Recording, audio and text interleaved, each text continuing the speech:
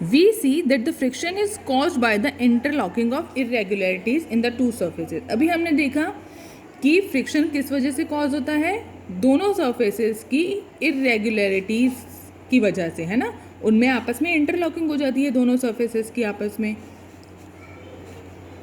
है ना, इस तरह से. It is obvious that the force of friction will increase if the two surfaces are pressed harder.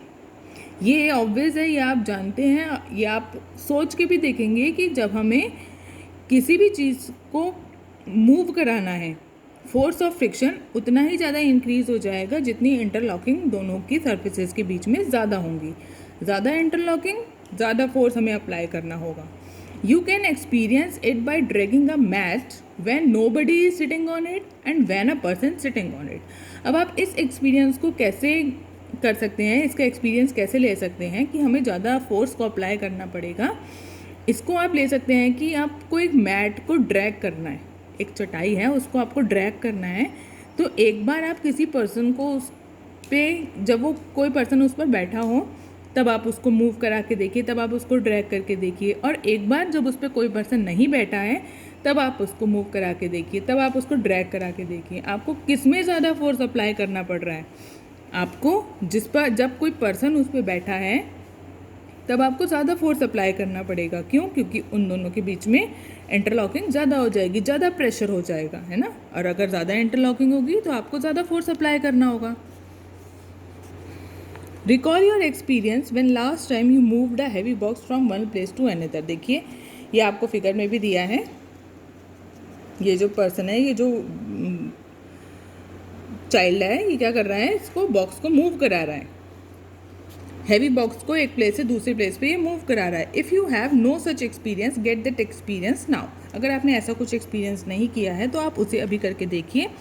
What is easier, क्या ज़्यादा ईजी है, to move the box from rest, अगर कोई बॉक्स रेस्ट में है उसको मूव कराना ईजी है, या फिर जो ऑलरेडी मोशन में है उसको मूव कराना ईजी है? जो ऑलरेडी मोशन में है उसको मूव कराना ज़्यादा ईजी होगा ना. क्यों? क्योंकि अभी उन दोनों के बीच में इंटरलॉकिंग थोड़ी सी ब्रेक हो रखी है ना. अभी जो रेस्ट में है उनमें इंटरलॉकिंग ज़्यादा है, और ज़्यादा इंटरलॉकिंग है तो आपको उसमें ज़्यादा फोर्स अप्लाई करना पड़ेगा जब रेस्ट की कंडीशन है. जब कोई मोशन में है तब आपको उसमें कम फोर्स अप्लाई करना होगा. The force required to overcome friction at the instant an object start moving from rest is a measure to of static friction. The force required to overcome friction, friction को overcome करने के लिए जो force required होगा at the instant an object start moving, जब कोई object move करना start कर दे फ्रॉम रेस्ट से, is a measure of static friction. वो क्या होगा? स्टैटिक फ्रिक्शन होगा. ऑन द अदर हैंड, इसके opposite side, the force required to keep the object moving with the same speed, the force required, वो force जो क्या करे, किसी भी ऑब्जेक्ट को मूव करे उसी स्पीड में ही, वो क्या होगा? स्लाइडिंग फ्रिक्शन होगा. When the box start sliding, जब कोई बॉक्स स्लाइड करना स्टार्ट कर दे, the contact point of its surface do not get enough time to lock. तो दोनों सर्फेसेस को लॉक होने का इनफ टाइम नहीं मिल पाता into the contact points of the floor. देखिए एक फ्लोर है ना, फ्लोर की सरफेस है. अब ये क्या आ गई? बॉक्स की सरफेस आ गई. जब ये रेस्ट में है तो इनकी इंटरलॉकिंग आपस में ज़्यादा हो गई, और ये है फ्लोर की सरफेस. अब जब कोई स्लाइडिंग फ्रिक्शन में है, मीन्स ये मूव कर रहा है बॉक्स, ये बॉक्स है इस पर मूव कर रहा है फ्लोर पे, तो ये अभी किस समय है? अभी मूविंग पोजीशन में है, मोशन में है. तो इस पर क्या होगा? कम फोर्स आपको अप्लाई करना पड़ेगा क्योंकि इनकी इंटरलॉकिंग आपस में नहीं हो पाएगी.